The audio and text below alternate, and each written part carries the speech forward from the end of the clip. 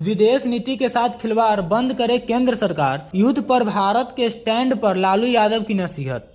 बिहार की राजधानी पटना में इजराइल हमास सीधे फायर प्रस्ताव में भारत ने दूरी बना ली है, जिसे लेकर विपक्षी दल भारत सरकार की आलोचना कर रहे हैं। वहीं राजद सुप्रीमो लालू यादव का भी इस पर बयान आया है। लालू यादव ने माइक्रो ब्लॉगिंग प्लेटफॉर्म एक्स पर लिखा कि ऐसा पहली बार है जब भारत ने मानवता, युद्ध विराम और विश्व शांति के विषय पर सबसे आगे रहने का बजाय ढुलमुल रवैया अपनाया है। विधायक कृष्ण मुरारी पर हमला करने वाले 2 आरोपी गिरफ्तार। बिहार में कुछ बीते शुक्रवार को विधायक कृष्ण मुरारी शरण पर कुछ अज्ञात बदमाशों ने हमला करने का प्रयास किया था। इस मामले में शामिल 2 आरोपितों को पुलिस ने आज गिरफ्तार कर लिया है। इसी मामले पर डीएसपी ने बताया कि गिरफ्तार दोनों आरोपितों को आपराधिक इतिहास है। दोनों को अदालत में प्रस्तुत किया गया है। मंत्री संजय झा के आवास के पास से 6 संदिग्ध हिरासत में। बिहार के मधुबनी जिला के झंझारपुर में बिहार सरकार के मंत्री संजय झा के आवास के नजदीक घूम रहे 6 युवाओं को पुलिस ने गिरफ्तार कर लिया। लोगों को सभी पर चोर होने का संदेह था, लेकिन बाद में जब जांच की गई तो सभी युवक दरभंगा इंजीनियरिंग कॉलेज के छात्र निकले। इनमें एक खगड़िया, बक्सर, आरा, नालंदा और 2 दरभंगा को बताए गए। शोभा यात्रा पर पथराव के बाद एक्शन में पुलिस। बिहार के छपरा में प्रतिमा विसर्जन के दौरान निकली शोभा यात्रा पर पथराव के मामले में पुलिस ने कार्रवाई तेज कर दी है। अब तक इस मामले में 2 अलग अलग प्राथमिकी दर्ज किए गए हैं। पहले मामले में 116 लोग नामजद किए गए हैं, वहीं दूसरे में 70 लोग नामजद किए गए। पुलिस ने अब तक 32 लोगों को हिरासत में लिया है। भद्रघाट गंगा मार्ग पर परिचालन बंद, लोगों के प्रवेश पर अगले 10 दिनों के लिए रोक। बिहार की राजधानी पटना में भद्रघाट से लेकर महावीर घाट से पहले तक गंगा मार्ग पर सभी तरह के वाहनों के परिचालन तथा लोगों के प्रवेश पर अगले 10 दिनों के लिए रोक लगा दी गई है। वहीं अशोक राजपथ में गंगा मार्ग पर प्रवेश करने के लिए वाहनों का परिचालन वैकल्पिक महावीर घाट के मार्ग से शुरू हो गया है। बाइक और ई रिक्शा के आमने सामने टक्कर, जिसमें युवक की मौके पर ही मौत हो गई।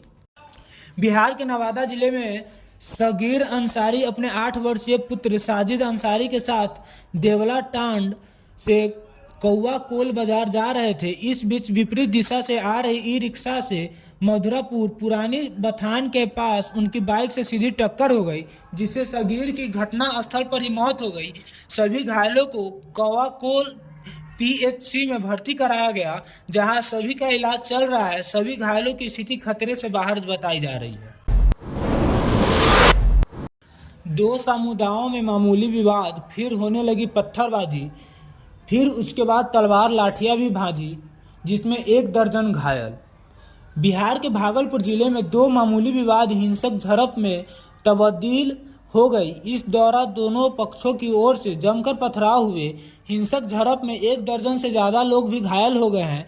जानकारी के अनुसार बताया जा रहा है कि झड़प के दौरान दोनों समुदायों की ओर से जमकर तलवार और लाठियां भी भाजी गई। फिलहाल इलाके में भारी पुलिस बल की तैनात की गई है।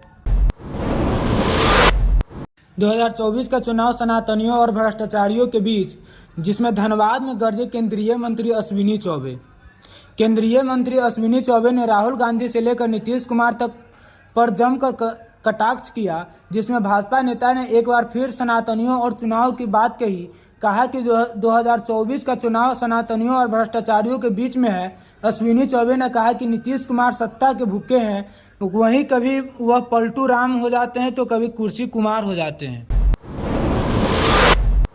आज़ादी की लड़ाई खत्म करने को हो रही साजिश, बिना नाम लिए भाजपा पर बरसे नीतीश कुमार।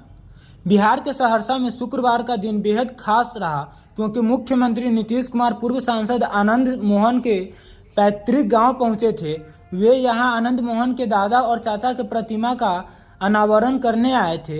इस दौरान उन्होंने जमकर आनंद मोहन की तारीफ की। इतना ही नहीं, उन्होंने उनके दादा और चाचा के योगदान को भी याद किया। लालू नीतीश के पीछे लघु नेता रहे सुशील मोदी, भाजपा नेता के बयान पर कांग्रेस का पलटवार।